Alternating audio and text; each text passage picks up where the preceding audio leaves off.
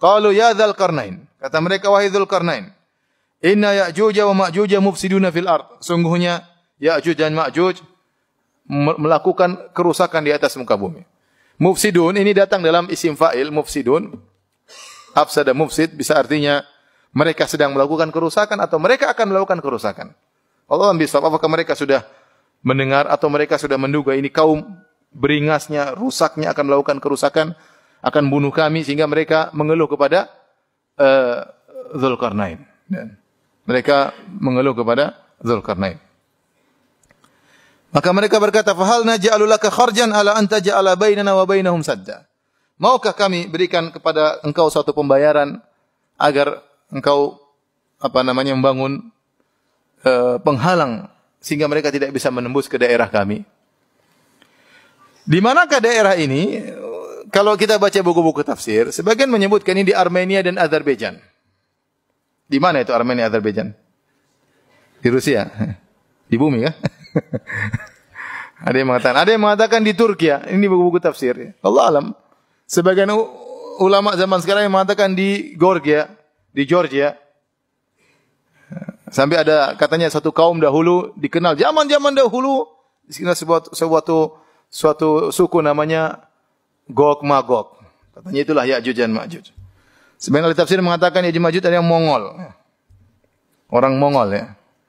Kan dilihat dari sifat-sifat yang Rasulullah sebutkan dalam hadis-hadis tentang Ya'juj Ma'juj mirip seperti orang Mongol. Intinya Allah alam bisawab, inilah dua umat Ya'juj dan Ma'juj, dua umat, dua suku, kabilah besar yang mereka benar-benar melakukan kerusakan sehingga orang-orang tersebut minta kepada Dzulkarnain agar dibangunkan sad, penghalang yang bisa menutup gunung tersebut sehingga mereka tidak bisa menembus gunung tersebut ya. Akhirnya Dzulkarnain menyanggupi permintaan mereka. Jadi Dzulkarnain sekarang raja, itu rakyatnya. Orang di semua bumi itu rakyat dia. Ya. Dan mereka mengeluh kepada Dzulkarnain. Ya. Dan raja harusnya demikian ya. Berusaha untuk mengecek kondisi rakyatnya. Karena rakyat ada yang pandai mengungkapkan. Ya. Dia punya masalah, dia pandai mengungkapkan. Ada rakyat yang tidak pandai mengungkapkan. Maka itu harus dicek. Raja kalau dia tidak turun langsung, dia suruh anak buahnya ngecek. Tidak semua rakyat pandai mengungkapkan masalahnya. Ada orang mungkin kurang berpendidikan, tidak bisa menulis, tidak bisa menyampaikan, tidak bisa bagaimana sampai kepada sang raja. Maka raja harus punya anak buah yang mengecek mereka. Ya, kalau bisa turun tangan langsung untuk mendengar keluhan mereka itu lebih baik ya. Bukannya sekedar duduk kemudian menunggu laporan, kalau bisa langsung lebih baik. Ini dilakukan oleh Dzulkarnain. Kemudian lihatlah mereka, waktu mereka minta pertolongan kepada Dzulkarnain, mereka dengan kata-kata yang halus, ya, mereka tidak mencaci maki Dzulkarnain, tapi mereka dengan kata-kata yang halus, kata mereka, fahal naj'alu laka kharjan, maka kami berikan engkau upah wahai sang raja, dengan syarat engkau bangunkan sad, yaitu bendungan dinding yang menghalangi kami dari mereka, ya. Maka mereka ingin memberikan upah kepada Dzulkarnain kalau bisa membantu mereka agar terhindar dari kejahatan Ya'juj dan Ma'juj. Apa kata Dzulkarnain? Qala ma makkani fihi rabbi khairun fa'inuni biquwwah. Dia mengatakan, apa yang telah Allah berikan kekuasaan kepadaku lebih baik. Ya, Nabi Dzulkarnain mengatakan, aku tidak butuh dengan pemberian kalian. Ya. Seorang penguasa sebisa mungkin kalau tidak butuh kepada harta rakyatnya jangan diambil. Sebisa mungkin. Ya. Makanya Dzulkarnain menolak pemberian tersebut. Dan dia mengatakan, apa yang Allah berikan kepadaku lebih baik. Tetapi fa'inuni. Tapi bantulah aku. Dan ini kata sebagian ulama, ini metode yang baik kalau kita menghadapi permasalahan suatu keluarga atau permasalahan masyarakat, biarkan mereka juga ikut kerja menghadapi permasalahan tersebut. Karena sebagian misalnya sebagian kepala atau sebagian sudah ente duduk aja manis, saya yang menghadapi masalah ini. Enggak. Biar mereka juga ikut kerja.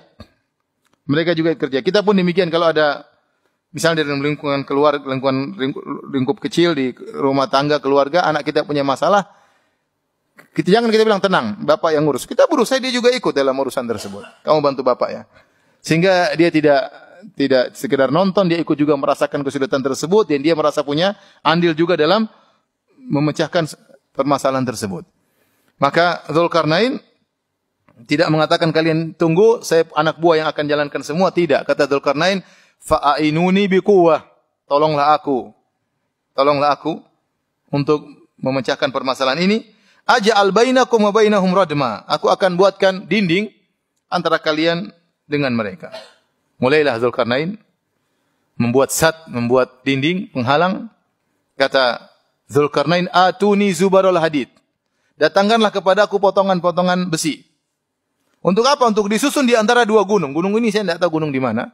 Ada yang mengatakan di Armenia, di Azerbaijan, gunung batu tinggi, entah berapa ratus meter tingginya, apakah sampai kilo ya gunung tersebut. Kalau hanya ratus meter saya rasa Ya'juj Ma'juj bisa naik loncat ya. Ini mungkin gunung yang sangat tinggi, entah di mana ya. Tetapi kemudian Dzulkarnain suruh kumpulkan besi untuk disusun, potongan-potongan besi.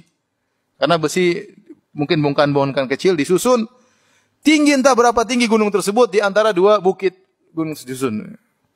Ini pekerjaan di zaman tersebut, pekerjaan zaman sekarang aja berat, apalagi zaman apa? Dahulu. Ya. Kemudian disusunlah besi-besi tersebut. Kalau Dzulkarnain tidak mengatakan ambil batu, kita susun batu, karena Dzulkarnain tahu Ya'juj Ma'juj ini bukan sembarangan manusia. Kalau sekedar batu mereka bisa apa? Tembus. Ya. Dzulkarnain tidak mengatakan ambil kayu kita tutup, percuma, akan bisa ditembus oleh siapa? Ya'juj Ma'juj. Tidak ada jalan lain, harus pakai besi. Maka diambillah potongan-potongan besi, entah dari mana besinya. Makanya dia mengatakan di daerah tertentu, karena daerah sekitar situ banyak besi, dan itu sangat memungkinkan Dzulkarnain untuk membuat bendungan atau dinding tersebut. Intinya lokasinya kita nggak tahu di mana. Maka dikumpulkanlah besi yang banyak. Bayangkan kalau seandainya gunung tersebut 1 kilo. Berapa besi yang harus ditumpuk. Setelah ditumpuk besi-besi tersebut, ya, kata Dzulkarnain, qalan fukhu, nyalakan api untuk bakar besi tersebut. Dibakar sampai besi tersebut merah, hatta idza ja'alahu naran. Sampai besi tersebut menjadi merah dan ikut menyala. Ikut apa? Menyala. Berarti ini teknologi di zaman tersebut canggih juga berarti kan? Antum bayangkan, antum susun besi 1 kilo, untuk bakar besi tersebut, pakai apa bakarnya? Sampai besi tersebut bisa menjadi nyala juga, ikut nyala. Ya, ini luar biasa. Oleh karenanya peradaban umat-umat terdahulu juga hebat-hebat. Contohnya kita bicara tentang yang di Mesir apa namanya? Piramid. Piramid juga batunya gede-gede, ngangkatnya gimana coba? Kemudian sampai di ujung di atas itu juga butuh teknologi, butuh keahlian. Yang mungkin zaman sekarang aja orang belum ada yang bisa bikin piramid zaman modern seperti ini, bisa bikin piramid seperti zaman dahulu. Ya, kalau zaman sekarang disuruh bikin satnya Dzulkarnain, mungkin belum tentu bisa. Bayangkan, sampai tinggi mungkin tak berapa kilo gunung tersebut, kemudian disusun besi begitu banyak, bagaimana menentangkan besi ke tempat tersebut, bagaimana membakar besi tersebut yang tumbukan sangat besar untuk merah menyala sampai seperti api. Ini juga butuh teknologi yang tersendiri. Hatta idza ja'alahu naran qala atuni ufrik alaihi kitra. Kalau sudah merah menyala, datangkanlah kepadaku kitra. Kitra adalah, kata mereka, tembaga yang sudah meleleh seperti air. Kemudian dituangkan di atas tumpukan besi yang sudah menyala menjadi api. Ini pun gimana cara nuangkan? Kita pikir gimana caranya Dzulkarnain dulu bikinnya untuk menjadikan tembaga menjadi meleleh, itu pun butuh kegiatan yang luar biasa. Kemudian untuk menumpahkan di atas itu gimana caranya? Untuk mendekati besi yang sangat panas itu gimana caranya? Bagaimana cara menuangkan tembaga yang sudah melebur tadi di atas besi tadi? Ini pun semuanya susah kita pikirkan gimana caranya. Ya. Tapi itu dilakukan oleh Dzulkarnain. Sebagian ada yang mengatakan kalau tembaga sudah dicampur dengan besi menjadi logam yang sangat apa? Yang sangat kuat. Itu sudah teknologi sudah ada di zaman Dzulkarnain. Tentunya wahyu dari Allah Subhanahu wa taala, ya. Ilmu diajarkan oleh Allah kepada Dzulkarnain. Akhirnya kata Dzulkarnain, "Atuni ufruk alaihi kitra." Datangkan tembaga tersebut, saya akan tuangkan seperti dituang dan diceret, ya, sehingga dituangkan di atas besi yang sedang menyala merah tersebut, maka bergabunglah antara besi dengan tembaga tersebut jadi logam yang sangat kuat. Kata Allah Subhanahu wa taala, "Famasta'u ayyadharuhu." Akhirnya Ya'juj Ma'juj sampai sana enggak bisa dia enggak bisa manjat itu apa? Enggak bisa manjat sat tersebut saking tingginya. Wa mastata'u lahu naqaba, dan mereka tidak mampu untuk menggali atau melobangi sat tersebut. Ya. Setelah itu, ya, di sini Allah menyebutkan famasta'u. Allah mengatakan famasta'u, ista'u, yang kedua wa mastata'u, ada tambahan huruf ta. Kata para ulama, kalau ada tambahan huruf ta menunjukkan ada kegiatan lebih. Artinya mereka mengatakan famasta'u ayyadharuhu wa mastata'u lahu naqaba, lebih sulit membolongi dindingnya Zulkarnain daripada memanjatnya. Dua-duanya sulit, tapi lebih sulit lagi untuk apa? Membolonginya. Famasta'u lahu naqaba. Setelah dibangunlah sat tersebut, apa kata Dzulkarnain? Qala hadza rahmatum mir rabbi. Inilah rahmat dari Rabbku. Beliau langsung menisbahkan semua kegiatan beliau kepada Allah Subhanahu wa taala. Ini bukan dari diriku, bukan karena kecerdasanku, bukan karena kekuatanku, bukan karena pengalamanku, bukan karena pasukanku, bukan karena hukumku, bukan karena pekerjaanku, bukan karena undang-undangku, enggak. Dia mengatakan hadza rahmatum mir rabbi, langsung. Ini raja yang saleh. Ini adalah karunia dari siapa? Allah Subhanahu wa taala. Namun dia ingatkan, fa idza jaa wa'du rabbi, kalau tiba waktunya janji Rabbku, ja'alahu dakka, maka ini akan hancur seluruhnya. Wa kana wa'du rabbi haqqan, dan janji Rabbku akan terjadi satu saat. Ya, wa tarakna ba'dahum yawma idzi yamuju fi ba'd. Kami biarkan mereka di hari itu bercampur aduk antara satu dengan yang lainnya. Ada yang mengatakan ini maksudnya Ya'juj dan Ma'juj berkembang biak sangat banyak, sangat cepat, menjadi suatu negeri tersendiri yang tersembunyi, yang kita tidak tahu di mana, namun jumlah populasinya sangat cepat dan sangat banyak. Sangat cepat dan sangat banyak. Makanya disebutkan dalam hadis Rasulullah, Allah mengatakan akhrij min ba'thin nar. Keluarkanlah penghuni neraka dari keturunanmu wahai anak Adam. Berapa? Ternyata dari 1000 orang 999 masuk neraka, yang satu masuk surga. Oh, susah sekali. Mau surga satu banding apa? 1000. Bagaimana susah untuk selamat? Bagaimana kita menjadi satu di antara 1000 orang? Maka Nabi kabarkan ada namanya umat Ya'juj dan Ma'juj. Jumlah mereka sangat apa? Sangat banyak. Mereka itu banyak penghuni neraka. Ya, mereka semua penghuni neraka Jahannam. Jadi menunjukkan jumlah mereka sangat banyak. Makanya dalam Al-Quran Allah mengatakan hatta idza futiha Ya'juj wal Ma'juj, ya, jika sudah dibuka, ya, sudah dibuka lubang Ya'juj Ma'juj, maka mereka min kulli hadabin yansilun. Mereka akan keluar dari tempat yang tinggi kemudian tersebar di atas muka bumi dengan jumlah yang sangat banyak. Sampai dalam hadis Rasulullah SAW mengatakan mereka melewati Buhairah Tabariyah, semacam danau yang besar. Mereka lewat, yang depan lewat diminum habis. Yang di belakang lewat sepertinya dulu di sini ada air katanya. Sudah diminum sama yang di depan. Untuk menghabiskan danau tersebut, cuma bagian depan saja pasukan. Minum habis, belakang sudah enggak dapat. Dan mereka beringas, buas seperti hewan, luar biasa mereka. Mereka manusia, ya, tapi mereka memiliki kekuatan yang luar biasa. Kapan mereka keluar? Tatkala menjelang hari kiamat. Nabi SAW sebutkan, Ya'juj Ma'juj ini setiap hari mereka berusaha membolongi apa? Sat tersebut mereka bolongi. Hatta idza kadu yarawna syu'a syams, tatkala mereka sudah bolongin, mereka hampir lihat cahaya matahari. Ini menunjukkan mereka tidak melihat cahaya matahari. Hadis ini dalam Ibnu Majah dengan sanad yang sahih.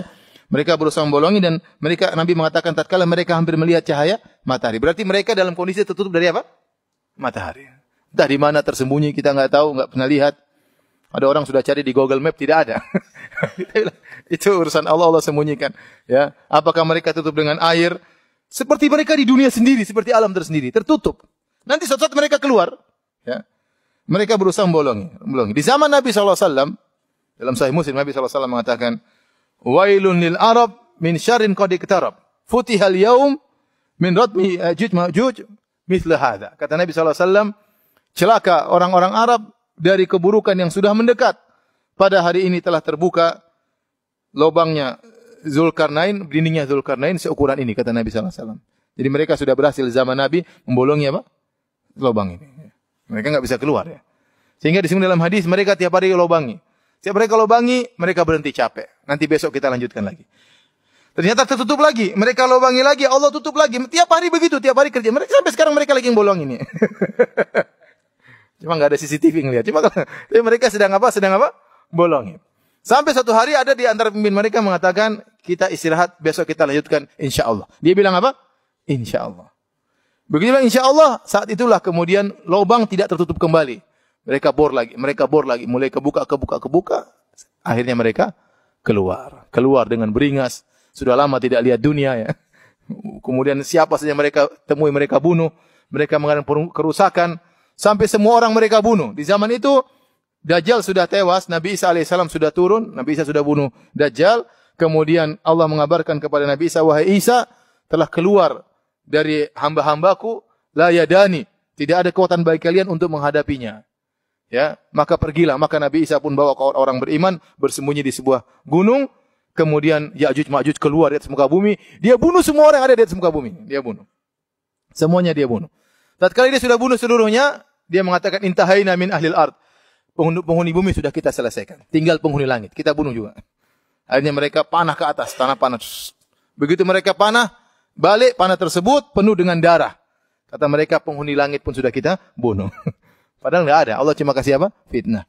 Tatkala mereka sudah di puncak-puncak kesombongan, maka Allah kirim semacam ulat, kemudian membunuh apa? Membunuh mereka. Dibunuh mereka. Sebenarnya kesombongan mereka hanya dibunuh dengan seekor apa? Ulat. Ulat dikirim oleh Allah, mereka mati semuanya, sehingga kemudian bumi menjadi tempat yang sangat bau, bangkai dengan bangkai busuk bangkai mereka. Maka Allah pun mengirim burung, mengambil mayat-mayat mereka, kemudian dibawa entah pergi kemana, ada yang mati lemparkan di lautan.